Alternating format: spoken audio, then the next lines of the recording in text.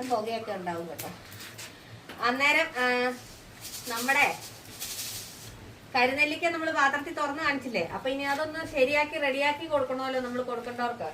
അന്നേരം അത് ഒത്തിരി വലിയ ഡെക്കറേഷൻ ഒന്നുമില്ല. കാരണം ഓൾറെഡി അതിനകത്ത് നന്നായിട്ട് കാന്താരിയും കുരുമുളകും എല്ലാ സാധനവും നന്നായിട്ട് ഇട്ടേക്കും ഞാൻ. അപ്പൊ നമുക്ക് ഇനി ഒന്ന് നല്ലെണ്ണയ്ക്കകത്ത് കടുകൊക്കെ പൊട്ടിച്ച് റെഡിയാക്കി ഒന്ന് സെറ്റ് ചെയ്തെടുക്കാം.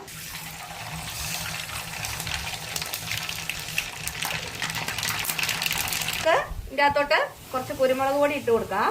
കായവും കൂടി ഇട്ടിട്ട് നമ്മുടെ പൊടി ഇട്ട് വേഗം ഇടാട്ടോ. ഇനി നമുക്ക് പെട്ടെന്ന് ഇളക്കി കൊടുക്കണം കേട്ടോ. കുരുമുളകും കായവും ഇട്ടിട്ട് പെട്ടെന്ന് വേഗം ഇളക്കി കൊടുക്കണം. അപ്പതേ ഇത് കേട്ടോ, നമ്മുടെ കരിനെല്ലിക്ക നല്ല പൊടിഞ്ഞൊന്നും പോകാതെ ചപ്പിയൊന്നും. അത് നാടൻ നെല്ലിക്ക ആയതുകൊണ്ടാട്ടോ ഇങ്ങനെ വെക്കുക. നമ്മുടെ ബ്ലോക്ക് നെല്ലിക്ക ആണെങ്കിൽ വേഗം ചമ്മന്തി പോലെ ആയിരിക്കും.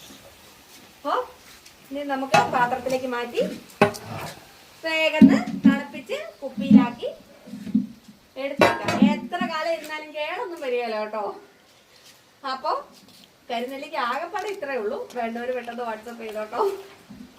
ബൈ.